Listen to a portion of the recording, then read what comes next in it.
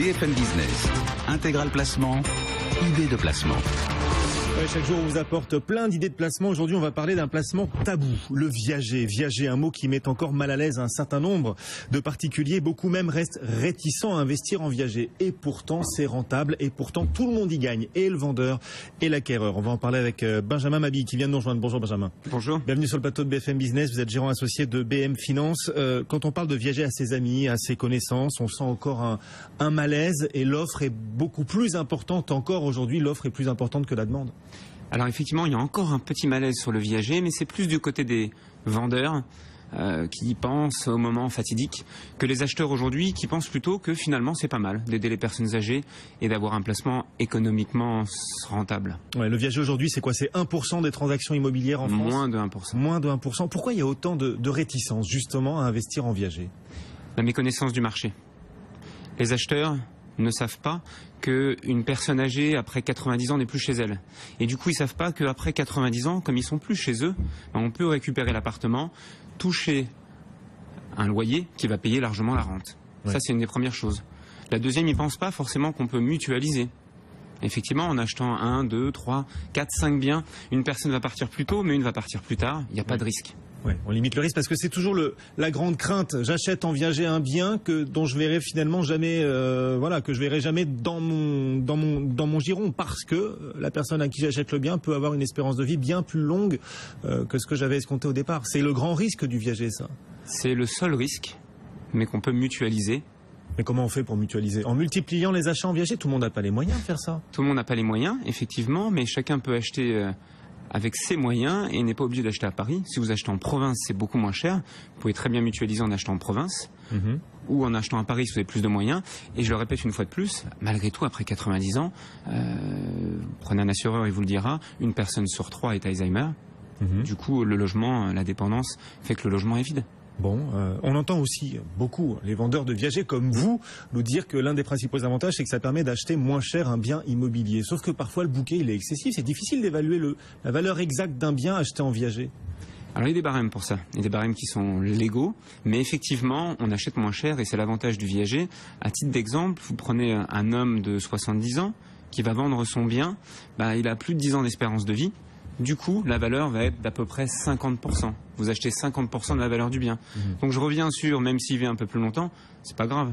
Vous payez un peu plus, mais quand vous prenez un crédit, vous payez beaucoup plus. Oui, c'est ça. C'est vraiment relatif aussi que le viager. Voilà, 70 ans, la moitié. Trouve son intérêt. Alors justement, quel est le conseil à nos auditeurs, nos téléspectateurs? C'est qu'il vaut mieux acheter du viager à des personnes de plus de 75 ans. Voilà, c'est quoi les grandes recettes pour optimiser les chances de succès de mon investissement? Alors, c'est d'acheter par rapport à ses moyens, de toujours prendre une rente qu'effectivement on a les moyens de payer pour pas se mettre en défaut.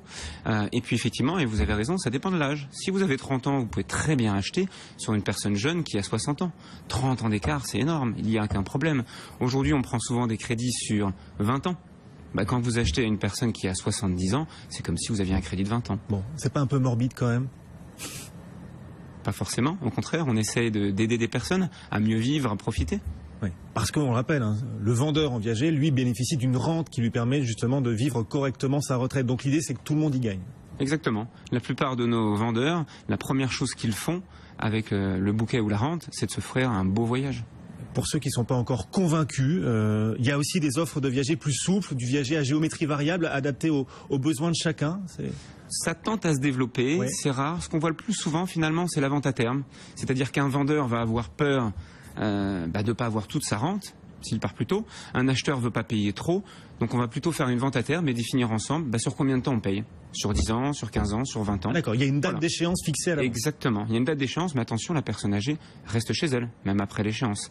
Mais au moins, l'acheteur a payé ce qu'il voulait payer et le vendeur a reçu ce qu'il devait recevoir. Ça, c'est la vente à terme. On entend aussi parler de viager libre. C'est quoi du viager libre? Alors, viager libre, c'est quand c'est par exemple un appartement qui est en location.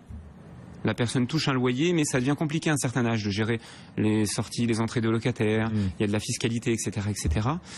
Donc viager libre, l'acheteur va bénéficier du bien, il peut l'occuper, comme il peut le mettre en location.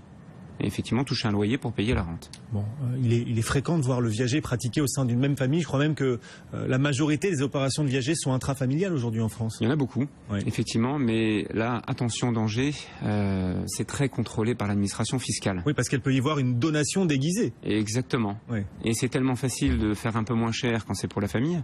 Et je rajouterais, c'est tellement facile de ne pas payer la rente quand c'est la famille et dire ah bah tonton excuse-moi ce mois-ci ça va être compliqué.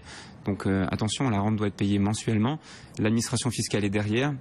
Donc il ne faut pas mélanger affectif et profit. Ouais, il ne faut pas trop diminuer le montant du bouquet Exactement. parce que l'administration veille au grain. Voilà, c'est quelques conseils donc pour investir en viager, un investissement d'avenir. Vous pensez ça va être un placement qui est amené à monter en puissance en France? Ce n'est que le début. En 2017, on a le premier crash des retraites, il me semble. Nos retraités n'ont déjà pas grand-chose. Demain, ils vont avoir besoin de plus pour consommer. Et le viager, c'est la solution pour eux. Et encore une fois, tout le monde y gagne, et le vendeur et l'acquéreur. Exactement. Benjamin Mabille, gérant associé de BM Finance. Merci beaucoup Benjamin. C'est moi qui vous remercie Guillaume.